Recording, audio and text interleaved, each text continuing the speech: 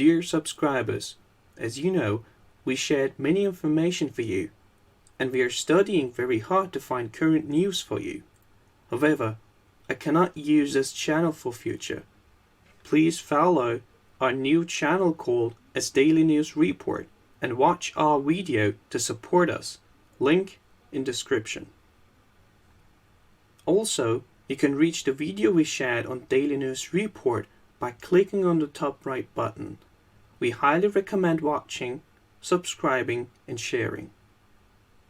We will continue to share some news on this channel, where we take precautions against some situations for future.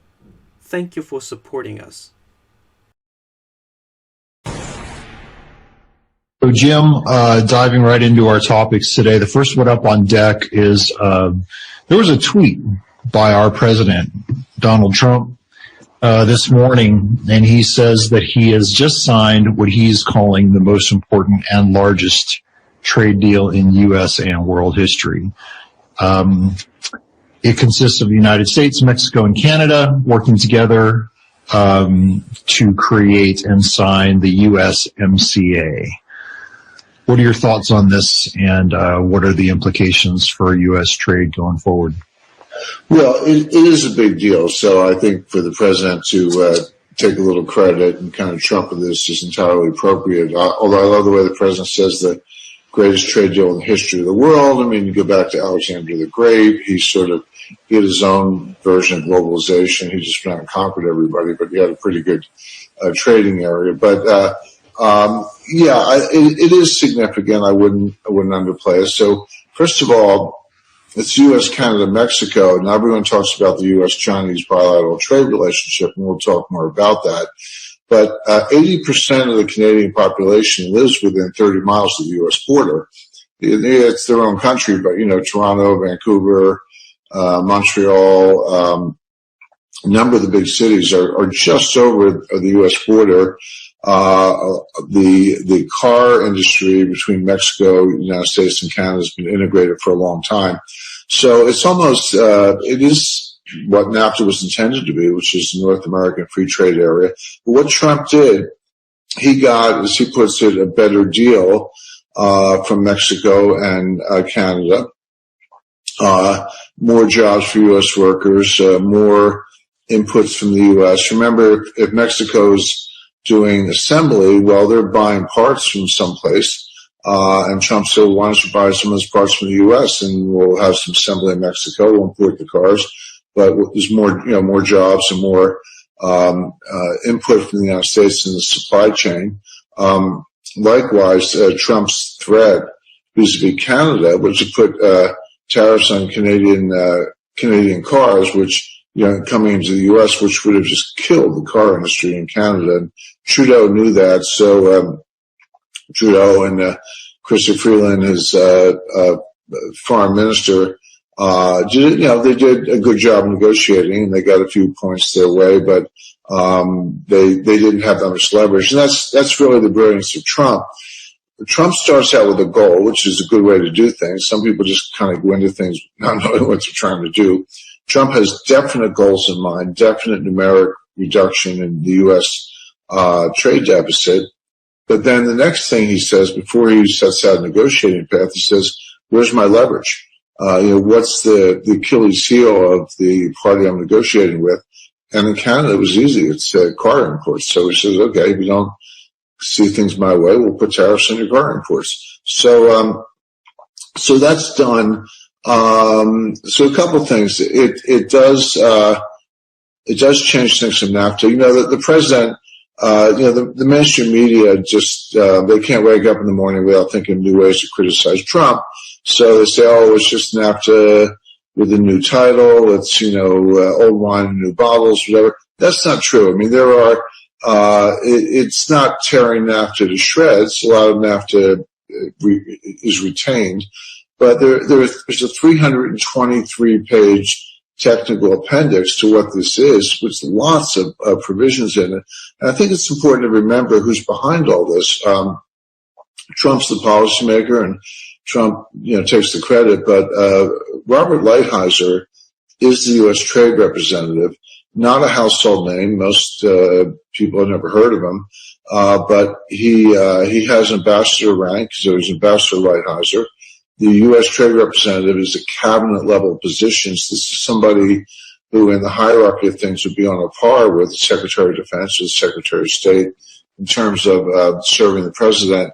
And Lighthizer is very, very smart. And I don't mean just in the technical sense, but he keeps out of the press. He doesn't leak. You don't see his people couldn't pick him out of the lineup. You don't see his face. You don't hear about him.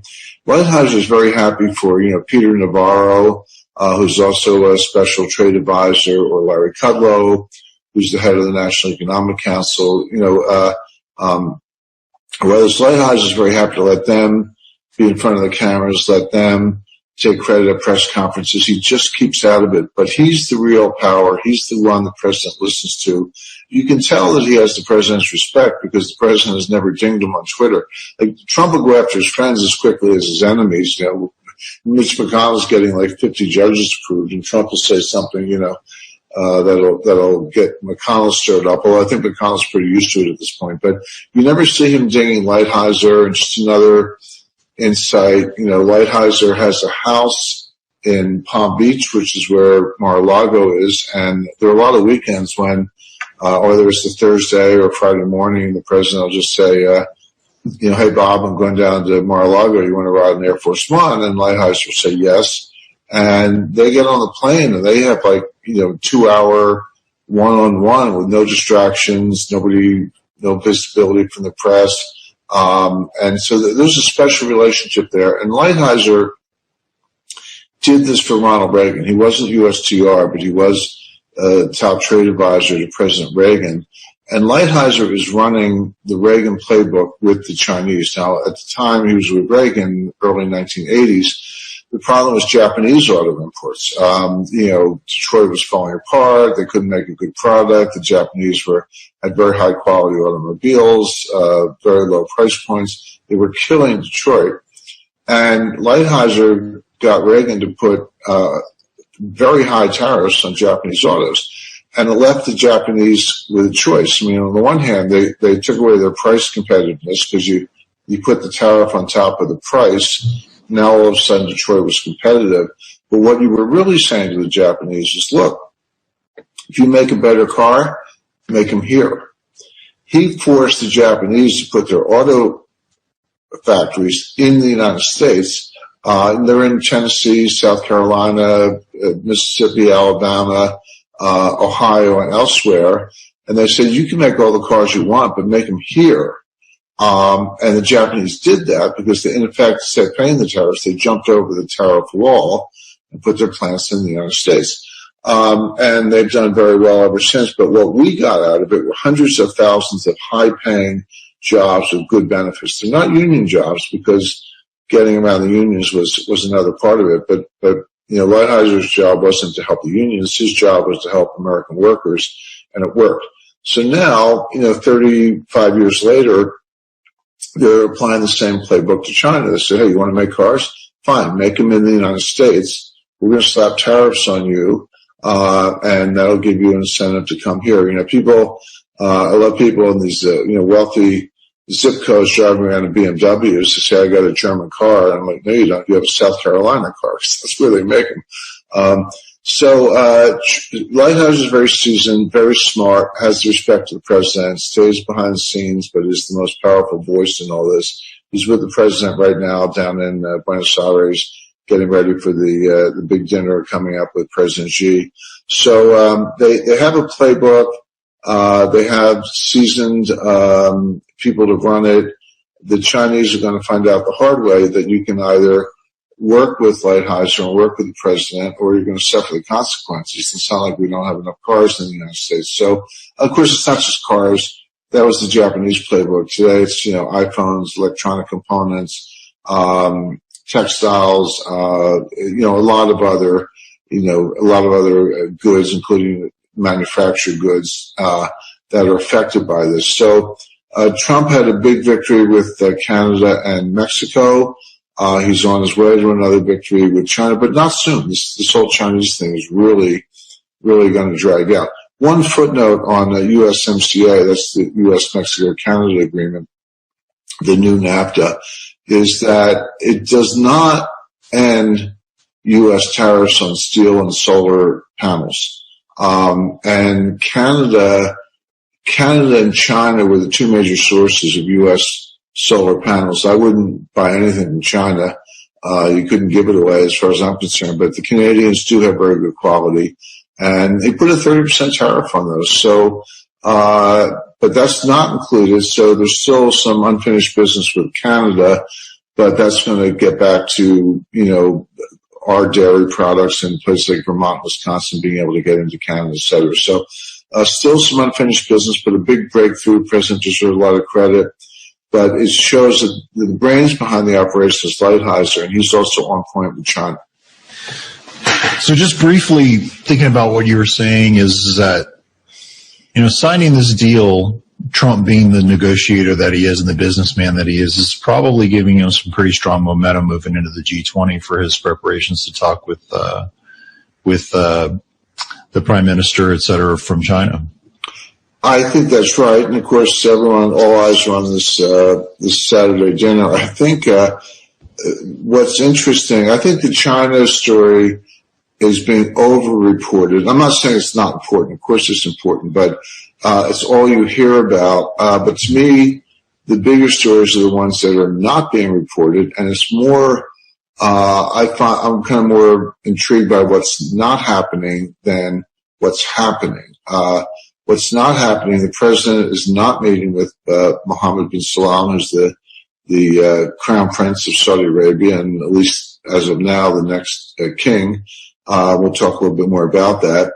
He's not meeting with Vladimir Putin. He was planning on it. He wants to meet with Putin, but because of what's happened in the Kerch Straits between the Black Sea and the Sea of Azov, involving, really a military naval confrontation with Ukraine, and Ukraine is retaliated by, they declare martial law on themselves, so I don't know what good that does, but Ukraine has declared martial law, and they've also just announced a ban on Russian men between the ages of, I think it's 16 or 18 and 60 years old entering Ukraine. I thought that was sort of ridiculous, because if the Russians want to go into Ukraine, they'll just walk in. I mean, eastern Ukraine are two breakaway provinces that are de facto under control of Russia. So if Russia wants to, so maybe you can't get off the plane in Kiev, but you can certainly walk into Donetsk or the eastern areas of Ukraine. I don't know why they cut it off at 60. I think you can cause a lot of trouble even if you're over 60. So these are things that Ukraine feels they have to do, but it's all for show. I mean, the real question is, can the Ukrainian Navy stand up to the Russian Navy? The answer is no. And if you don't get, I saw someone the other day, it was a Democratic politician, but they were saying, we should give the Ukrainians, ship-to-ship missiles, basically missiles that can sink ships.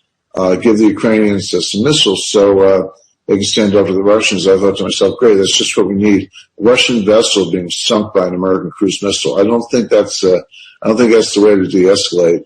So Ukraine's kind of stuck. Are the Russians bad guys? Sure, I bet they always have been in certain ways. Certainly when it comes to their periphery, the territory. I mean, the strategic thinking behind this, Russia, if you look at it on a map, and particularly a topographical map, it doesn't have any natural boundaries, natural borders between it and potential invasion. Now you got the Ural Mountains, but all the important stuff, St. Petersburg, Moscow, the Crimea at this point, they're all west of the Ukrainian mountains, which means that it's just a big plain from the Netherlands to Moscow. It's just a big plain. Napoleon proved it. Hitler proved it. You can roll over it. Now you might have your hands full when you get to Moscow, but there's nothing stopping an invasion. So what Russia has always done, they've always had buffer states. Like, okay, maybe we're vulnerable from a topographical, geographical point of view. But if we have a bunch of states, Poland, Ukraine, Romania, Georgia, Estonia, Latvia, Lithuania, around us, you got to come through them first to get to us, and that gives us a little buffer and gives us a little time. Now, most of that has been lost as a result of the fall of the Berlin Wall in 1989, the dissolution, breakup of the Soviet Union in 1991, and a period of about 10 years of disorganized chaos in Russia when they were pretty weak, back on their heels. The U.S. and NATO and our European allies, contributed to the liberation of a lot of those countries, along with obviously the sacrifices and bravery of their own people. And they broke away from the Soviet Union, and they're not coming back. But the two or three areas where control was ambiguous, or at least uncertain, were Ukraine and Georgia. And, go back to 2007, Russia invaded Georgia. They didn't take the whole country, but they took the northern half of it. And now you just have a mess in Ukraine where the U.S., Ukraine had a functioning democracy, and they elected a pro-Putin president. Prior to that, they had more Western presidents. But there was kind of a modus vivendi there, which was that Ukraine was still nominally Western, looking to the West, but they had a leader who was close to Putin. So both sides were kind of happy, and they probably should have left it that way.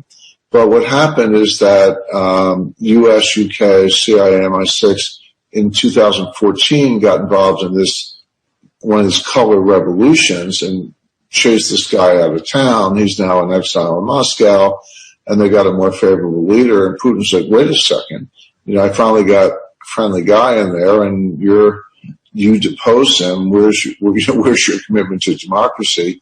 And then from there, Putin said, okay, two can play. He took Crimea. He destabilized eastern Ukraine. The U.S. throws on sanctions. It's just been escalating ever since. And everybody wants to make Putin the bad guy. I'm not saying he's a nice guy, but they say, Putin started this when he took Crimea. And Putin would say, no, you started it when you destabilized Ukraine. Taking Crimea was my answer to that. So we've been in this escalating scenario ever since. And Trump would probably love to meet with Putin, but there's a whole angle here with the Mueller investigation and Michael Cohen, the president's former lawyer, giving testimony about Trump Trump and his so-called lieutenants or associates talking to Russians about hotel development long after skyscraper development, long after he looked like he was going to get the nomination or during the primary season. And my first thought was, well, the guy's a hotel builder. What is he supposed to do? I mean, Trump himself said this morning, he's like, well, what if I lost? I can't miss the business opportunity.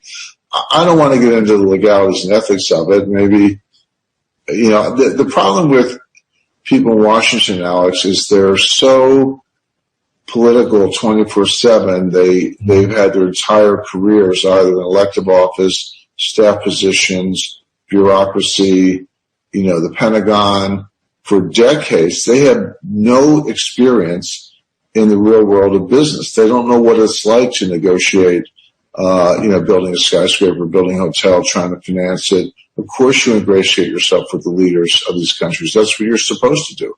I worked at Citibank for 10 years. I mean, the country head of every branch in the world, they told you your job is to ingratiate yourself with the elites. Don't try to make loans. We got loan officers for that. Get to know the finance minister, get to know the prime minister, etc. So Trump it was his own version of hotel diplomacy. But of course, you read the Washington Post, this is a smoking gun conspiracy, blah, blah, blah.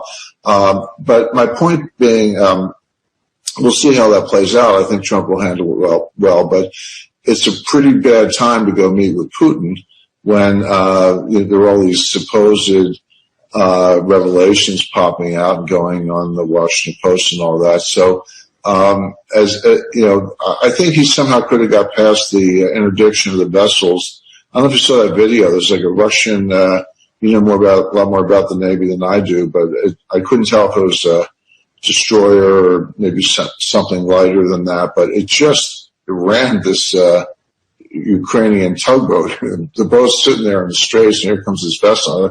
I'm watching it. I do a lot of sailing. I'm like, he's going to hit that guy. And sure enough, he did hit the guy. But, I guess if you're going to hit anything, a tugboat's a good choice. But, the point being, I think Trump could have got past that, because there's a lot we need to discuss with Russia, including arms treaties, sanctions, can the two of us get together and at least hold hands and confront China in certain ways? There's a lot of important business, but this Mueller thing has been clouding the issue for 2 years.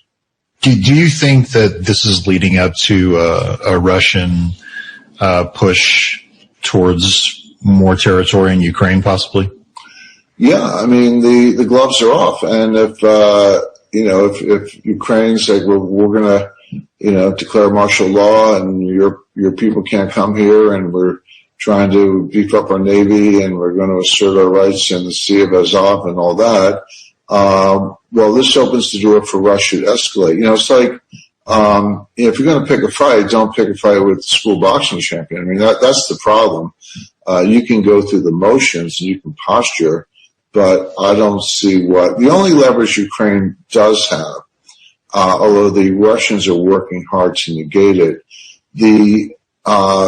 Russia dominates the world of natural gas. They deliver a very high percentage, in some cases 60 or 70% or more of the natural gas that goes into Western Europe to basically keep houses warm, keep factories going, and run various industrial applications. And if Russia turns off that tap, a lot of Europe will be freezing in the dark, literally, and a lot of factories will close down, literally. Now, those pipelines run through Ukraine, and there have been disputes about this, and the Ukrainians didn't pay their bills. This goes back to some of this 2006, 2007, but even more recently. And then Russia will literally turn off the tap and cut the gas supplies to Ukraine. But Ukraine can do that in reverse. Ukraine can either turn off the tap, or if Russia says we're not giving any more gas to Ukraine, but we want you to keep sending it to Poland or Germany, Ukraine can divert that gas to Ukrainian applications and cut off the Poles. So there are all kinds of gas wars going on. And that's where Ukraine does have a little bit of leverage. But again, in this escalation scenario we're talking about, if Ukraine did something like that, you could see Russian troops coming in and turning the taps back on. So, and then what's the U.S. leverage? We don't even, Putin or Trump can't even talk to Putin for 15 minutes in a private hotel room in Buenos Aires. How are we going to confront Russia and Ukraine when we've given up? That was by hitting Russia so hard with financial sanctions, travel bans, seizing assets, et cetera. We've already thrown everything we can at the Russians short of an act of war. So if Russia escalates, what are we going to do? I mean, there's not much we can do. You can kick them out of SWIFT.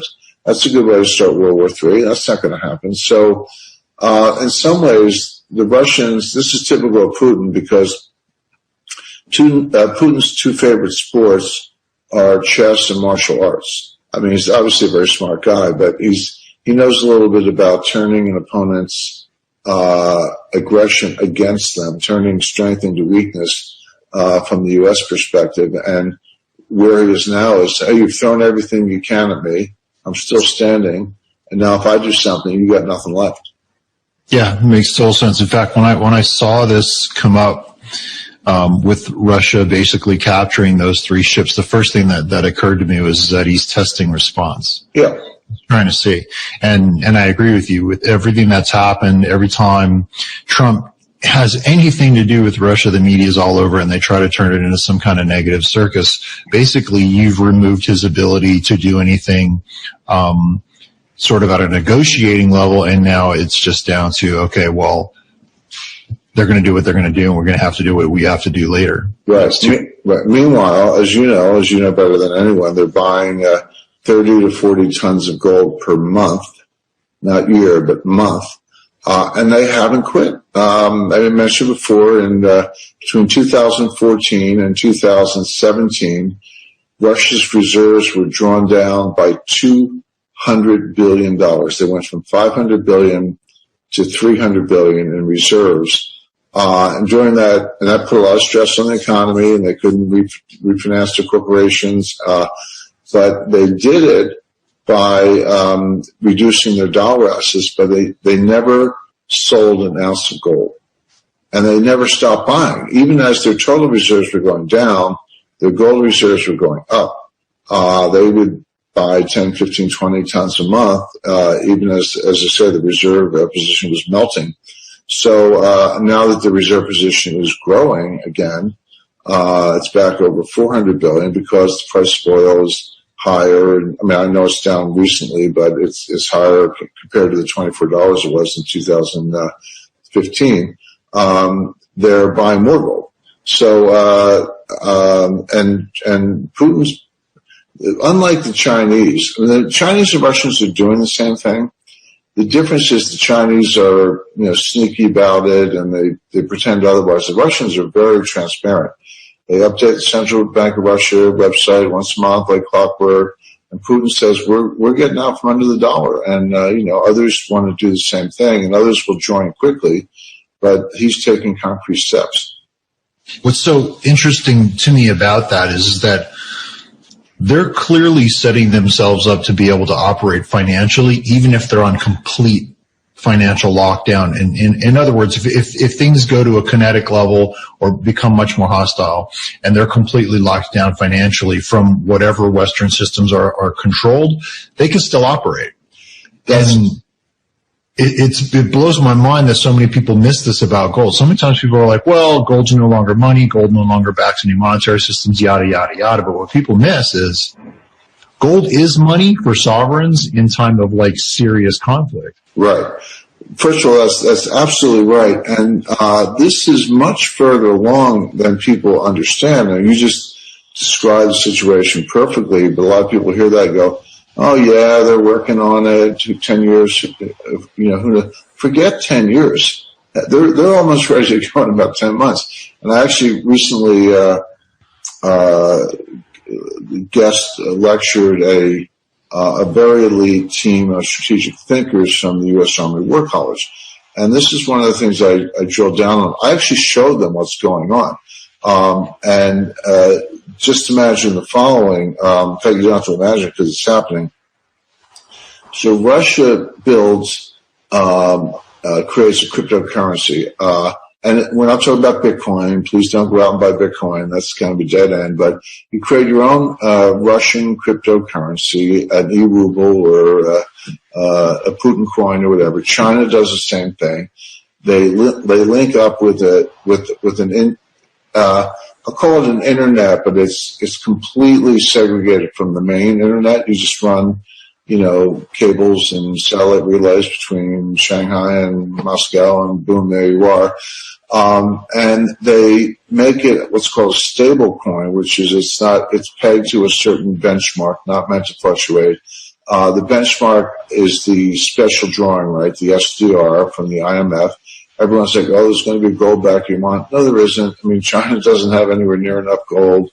There's not going to be a gold backed ruble.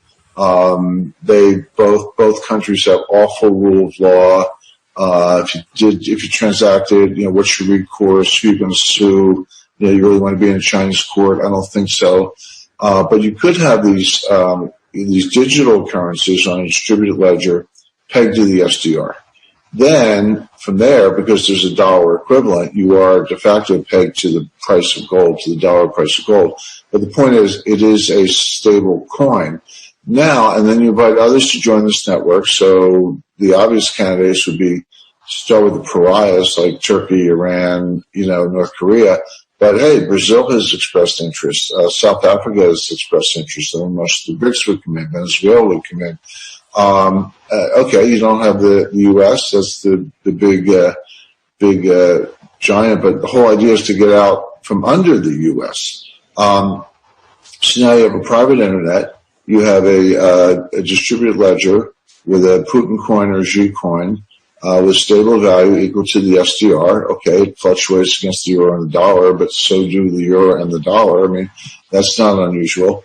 And now you start trading. So, North Korea sells weapons to Iran, and Iran sells oil to China, and China sells, infrastructure projects to Russia.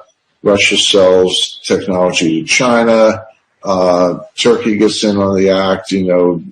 Brazil's selling soybeans to everybody, and you denominate everything in these new coins, in these new tokens. Basically, denominating them in SDRs is what you're doing, but your medium of exchange is a private coin in a private network. And then you do what countries have always done, which is you just keep tabs.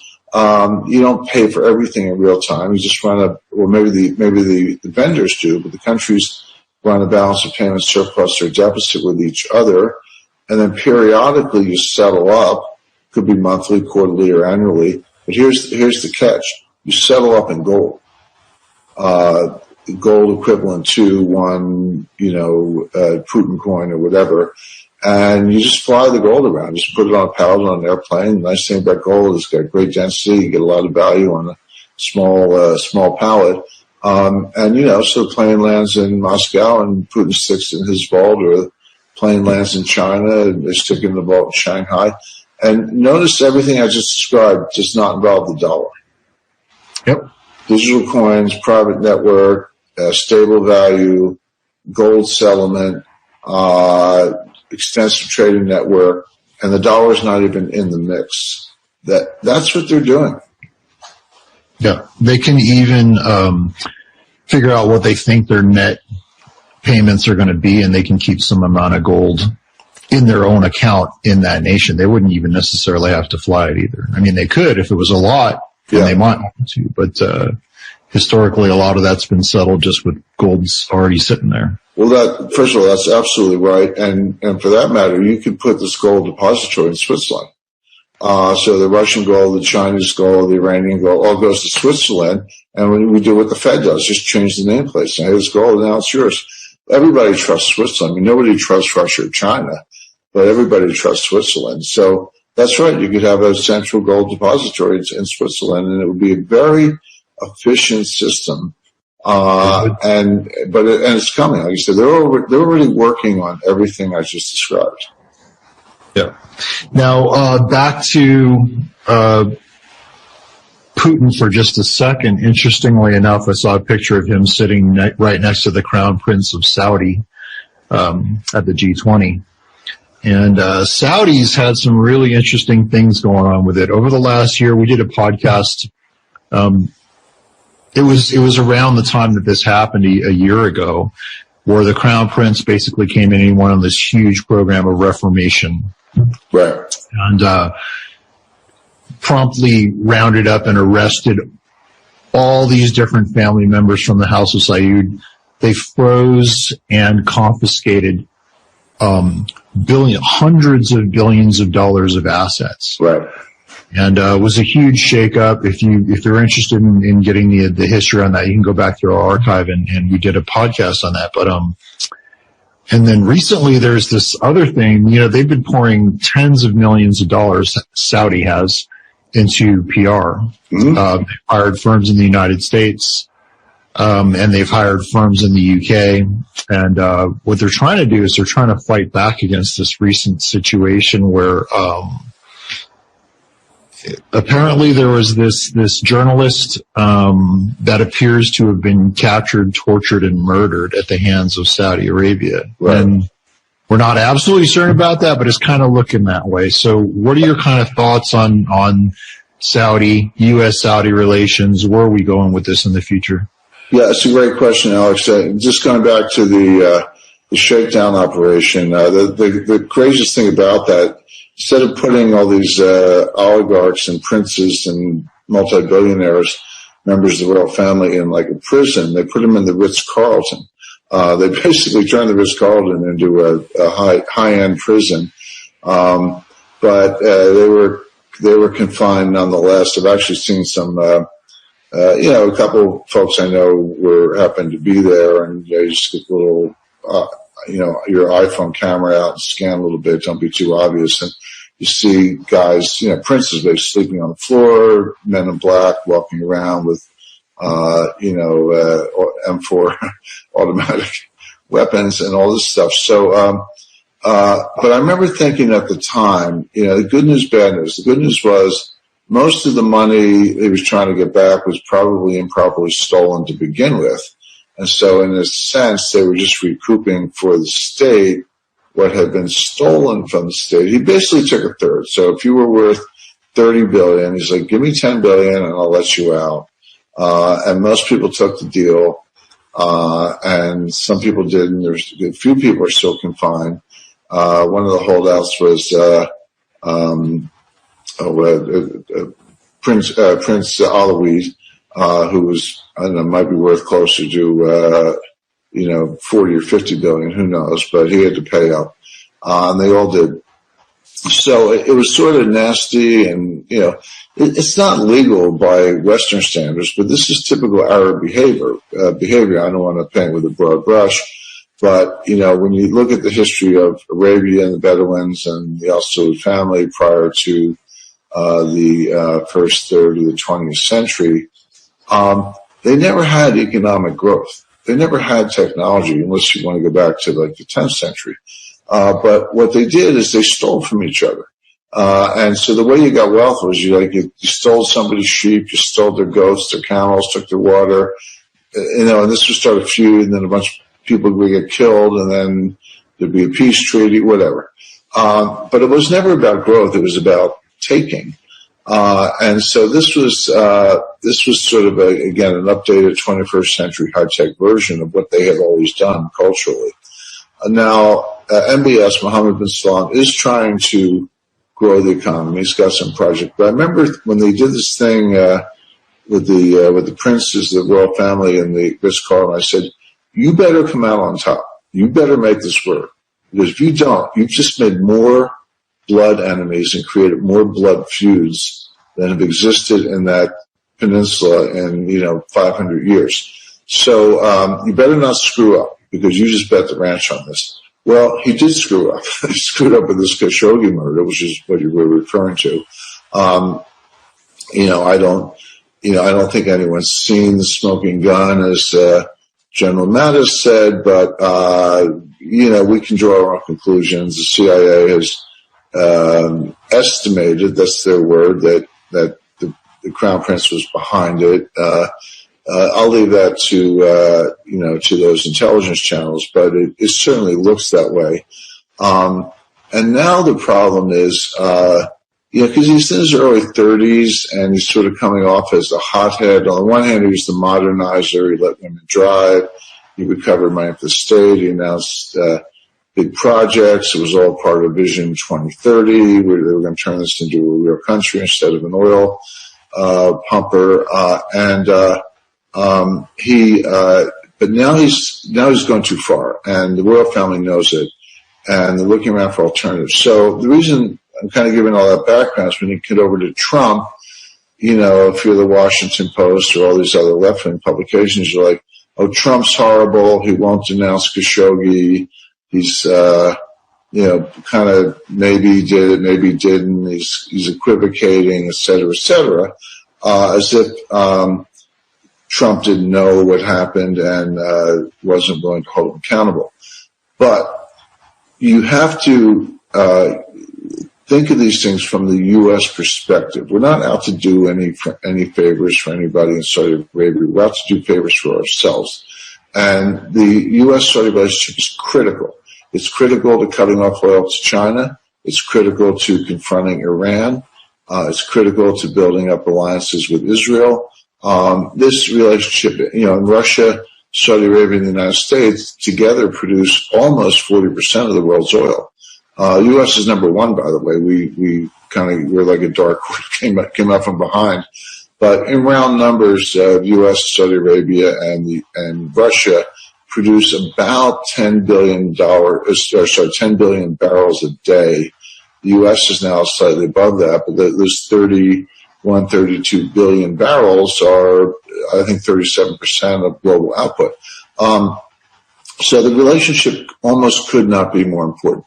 So you can't blow up the relationship. Now, you don't push MBS aside until you have something to replace him with. So you might not like him, you might not hold him in high regard, you might think he's screwed up, but this is no time to go public with that, because you either have to give him a chance to make some kind of amends, and I don't even know what they would be, because this is pretty horrific, or, and I think this is what's going on, give the royal family time to come up with an alternative so that when they do, pull the rug out from under MBS, there'll be somebody who can come forward. So this is an example, we all, I think we all memorized the script from The Godfather. We don't need to think about anything else because there's a line for everything. But, that famous line, keep your friends close and your enemies closer.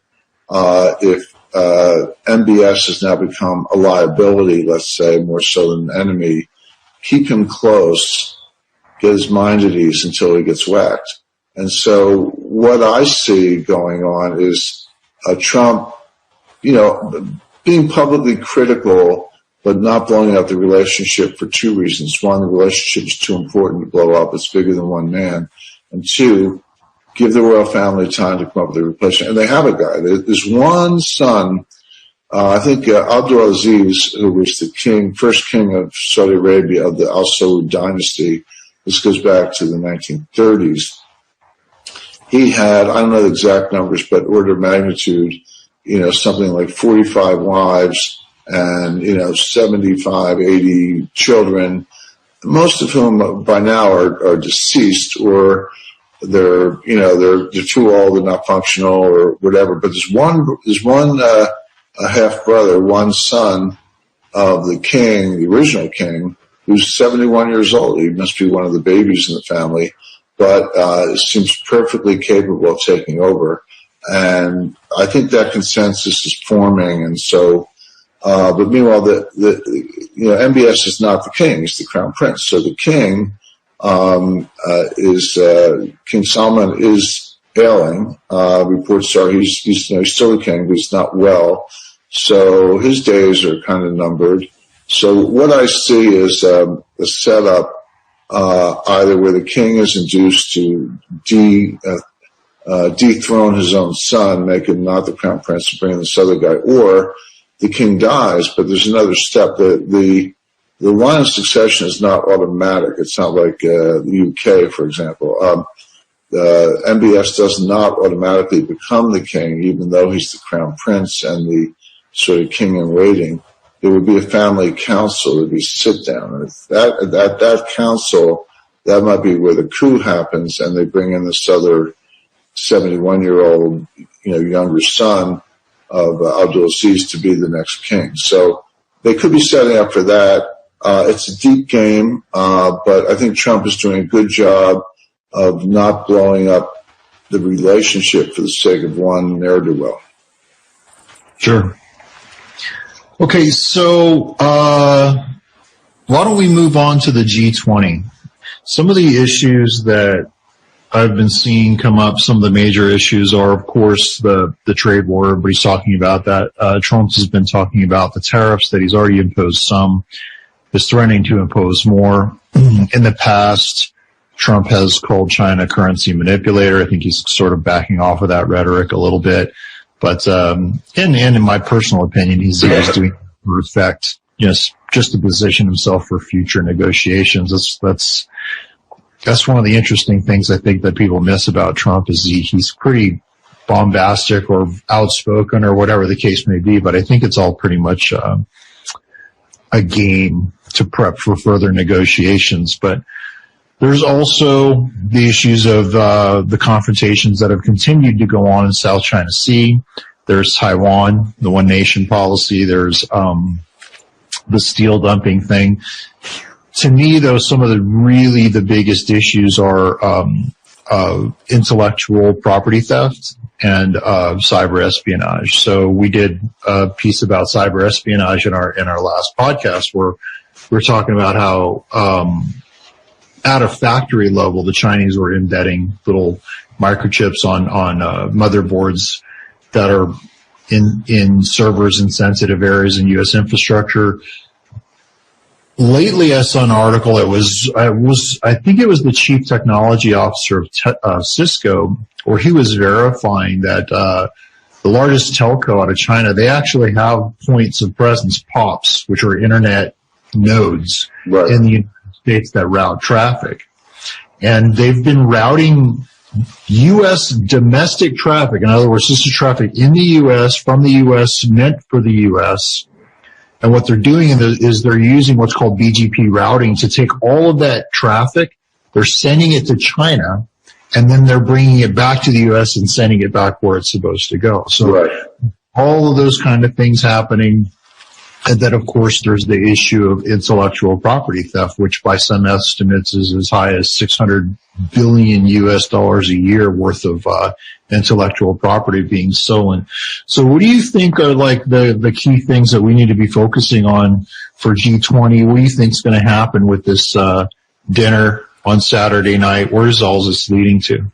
Yeah, the short answer is nothing's going to happen with this dinner. Now, could there be a little, let's call it a mini agreement where, China agrees to keep talking about Section 301. Section 301 has to do with penalties for the theft of intellectual property and tariffs on, we got them on the solar cells and steel and consumer electronics at this point, which is the big one, and China's thrown tariffs on a lot of our stuff, and they're buying soybeans away from the United States. Keep talking, have it's called a mini package where Trump delays the activation of the tariffs. And by the way, just a quick aside, a lot of people don't understand how these tariffs work. They know what a tariff is, but the way it works under the trade laws, the 74 Act and 62 Act and the Administrative Procedures Act, you announce them, but then you have to have like a 30 or 60-day comment period. Affected parties get to comment, then you get 30 days to consider the comments. You might tweak your policy a little bit, and then it goes into effect. Or even then, when you get over those procedural hurdles, you have the ability to put it into effect, but you don't have to do so right away. It's kind of on standby, so it's like a sword of Damocles, if you will. So we're just getting through that right now, where some tariffs that were announced in May and June are just now getting to the end of this notice and comment period. But they are in a place where they could put them in at any time. And Trump could say, okay, we'll hold off. So it's really a gun to the head kind of strategy. We'll hold off for now. We won't pull the trigger, but we expect to see some results from you. That could happen. So it's not much of substance, but it would buy time. And very typical of the Chinese approach, which is, buy time and lie. That's their negotiating approach. And Trump's approach is, find your leverage and go for the jugular. So the kind of conflicting strategies here, but not a big deal, not an end to the trade wars, not anything that's going to resolve any of these issues. It might be nothing. They might come out of it with nothing, but if they want a little something just for show, it could be along the lines I'm describing, but I don't think the market's going to buy it. It's funny watching the stock market go up and down along with Trump's, tweets or statements. Trump will say, well, I really do want to do a deal with the Chinese. The stock market will go up 500 points. And then the next day I go, I don't know, I'm going to throw these tariffs on anyway. The heck with them. The market will go down 500 points. And you can't fight the market. I'm not telling people to, buy stocks or go short or any of this stuff. I'm just saying, it's amusing, except it's more than amusing because there's so much money involved, to watch the market react to what is obviously a kabuki performance by Trump. This is how he keeps his negotiating opponents off guard. This is how he keeps everybody guessing. He confuses the heck out of everybody, and you never know what he's going to do. So you're like, oh, what do I got to do to keep this guy happy? I mean, this is the Trump, this is the art of the deal, so to speak. But the point being, to see the market take it seriously is a little absurd, but that's kind of how markets work. So let me explain what's actually going on. And I'm not going to repeat everything I said about Robert Lighthizer, but everything I said when we were talking about Canada applies to China. So he's on point. He's a tough negotiator. He's taking a hard line. Peter Navarro is the guy with his hair on fire, but he's taking a hard line. Larry Kudlow's been tranquilized, so he's now sort of with the Trump team, even though he hates all this, and Mnuchin, same thing. So they're going to go in there and, they're going to insist on a lot more. I know the Chinese are not going to give it. This is more than a trade war. Go back to January, when the trade war started, I said, this is not going to be resolved easily. It's going to escalate a lot. It's going to affect world trade. It's going to affect markets. And Wall Street kind of shrugged and said, oh no, it's posturing. It's, Xi's got a strut and Trump's got a strut and they're not going to let this get out of hand and all that stuff. Well, now, 11 months later, it obviously looks like the forecast of a long drawn-out costly trade war is a lot closer to the mark than the idea that they're just posturing. So, but the market has begun to wake up to that. The market's like, maybe this is for real. Maybe this is going to drag out. So I think they've gone from being dismissing it too lightly to starting to take it seriously. And that being the case, when they had this final communique on Sunday, if there is one, some of these international meetings lately, they don't even have a final communique. They can't even agree on some happy talk. So, but let's assume there is one. But if it doesn't have anything of substance, or even where the deal is very kind of superficial along the lines I described, I think the market's going to say, you know what, this is going to get a lot worse. And it's also gone beyond trade wars. I've always made the linkages between currency wars and trade wars. They can be separate, but usually it starts with a currency war and ends up as a trade war. But that doesn't mean the currency war is over. It just means that you're now fighting two wars at once. And China's doing that. The Chinese have devalued the yuan from about 6 to the dollar to 7 to the dollar in about 7 months. That's a big devaluation. That's an almost 20% devaluation.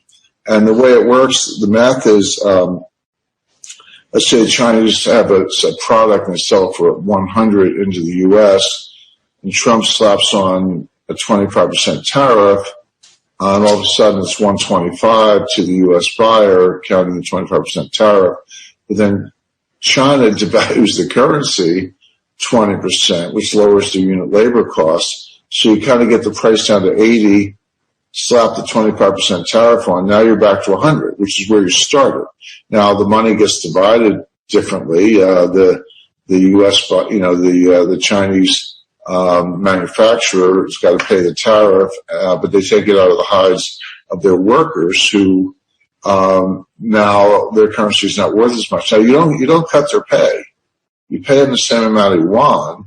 It's just that it's been devalued 20%, 25%. So you can't, if you want to buy something from the U.S., they don't buy much from the U.S. anyway. I mean, average Chinese factory worker isn't putting in orders for, 1,000 tons of soybeans. So you fight the trade wars using the currency wars when you don't have enough trade war tools. And that's already been going on. That goes back to your point about Trump getting ready to call them out on the currency wars again. But this is even bigger than that. And here you go to Mike Pence's speech a few weeks ago, which they're now calling the Pence Doctrine, which I think is interesting because Trump's the president. But the Pence Doctrine basically says, yeah, we got a currency war, we got a trade war, we have theft of intellectual property, we have penalties, but this is all part of a much bigger struggle for supremacy in the 21st century. We're not going to let China dominate 5G. We're not going to let China buy U.S. companies. I used to say, you couldn't buy IBM, but you could buy an ice cream company. Well, no, I'm not so sure about the ice cream company. I mean, they seem to be shutting China out of everything. Huawei can just, lose our number. They're not going to sell anything in the United States, and they're starting to get kicked out of other countries in the sense that they won't buy their stuff either because of all the trap doors and back doors and stolen technology that you mentioned, and of course the South China Sea, freedom of navigation, relations with Japan. There's just a whole long list of things that go way beyond economics, and some critics have described it as a new Cold War, and I think that that's not far from the case. And so those are all additional reasons why the trade war is not going to be over, because it's part of a bigger war that's far from over. So, yeah, they're going to have dinner. Maybe they'll smile for the cameras. Maybe they won't be smiling. But the idea that it's going to be any big breakthrough, I think, is a stretch. And that means on Monday, we could expect a very negative reaction from the stock market. Mm-hmm. Yep, I think you're right. Okay, last thing. We have just a couple minutes left, Jim. So we haven't talked about the Fed in a long time. It's been a number of podcasts we've gone through, and we're mostly hitting geopolitics, some gold, et cetera. But how about a quick little update on what the Fed's up to and what we could look forward to from them for the next quarter or so? Sure, and one reason we haven't discussed the Fed is until a couple of days ago they weren't doing anything. So, my Fed model, and I want to emphasize that my Fed model comes from the Fed. It's not, I think about this stuff all the time, but I don't mind talking to people who sit in the room with whether it's Powell or Yellen or Bernanke, and I have one source in particular who is the most informed, influential, and highly placed source inside the Fed other than the chairman. And he's not a governor, he's not the chairman, but he sits two doors down and basically does all the wordsmithing, all the descriptions, all the orchestration behind all the policies, and therefore has to understand the policies better than anyone else. So he explained this to me. This is kind of, I'll say I know it, but I do know it. And it's really simple. And why the markets don't get it, why more people don't write about it or talk about it, I have no idea. But I've had very, very good forecasting results as a result of saying this, which is really simple. The Fed is out to raise interest rates 4 times a year, 25 basis points each time, every March, June, September, and December, like clockwork. So that's your baseline. Just 4 times a year, 25 basis points each time, boom. Until they get to about 3.5%, maybe higher depending on conditions, but 3.5%, 4%. Why are they doing that? Well, they've never said this publicly, but the reason they're doing it is because they want to get interest rates high enough so that when the next recession comes, they can cut them enough to get out of the recession. And the research is clear, and Larry Summers has done a lot of this, but others have as well, that number is about 4%. So how are you going to cut rates 4% to get out of a recession if you're at 2.25%? Well, the answer is you can't. And so what happens is if we had a recession tomorrow, they would cut 2.25%, they would hit 0. Same situation Bernanke found himself in 2008. I say, well, now what do? I can't cut anymore, but if I don't cut, I can't get out of the recession. Well, the answer is QE4, QE5. They don't want to go there. They will if they have to. And they've said so, but they don't want to go there. What they do want to do is get rates to 4% so they can cut 4% and get out of the recession without going to QE4. So that's what they're doing, and that's why they're doing it. Notice that nothing I just said has anything to do with the neutral rate, neutral in quotation marks. Neutral rate is first of all, an invention. It's one of these egghead theories that nobody can quite pin down. There's widespread disagreement over what the neutral rate is. I say, if you can't even agree on what the neutral rate is, have you thought about the fact that maybe there is no such thing as a neutral rate? Maybe there are too many factors, too complexly too intertwined from a complexity perspective that anything such as the neutral rate, even in theory, doesn't really mean anything because you got too many other things: psychology, velocity, the out of the work labor force participation, too many other factors to pin it on one thing. But so the big stock market rally on Thursday, I believe. Sorry, it might have been Wednesday. It was up, 600 points. What was that all about?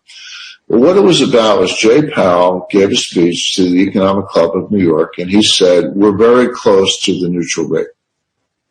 So Wall Street said, aha, if neutral rate means not too hot, it's like Goldilocks, not too hot, not too cold, just the exact rate needed to maintain economic growth without slowing the economy or giving it too much juice, as if there was such a thing. But anyway, they said, well, if he's close to the neutral rate and he gets to the neutral rate, he's going to stop raising rates.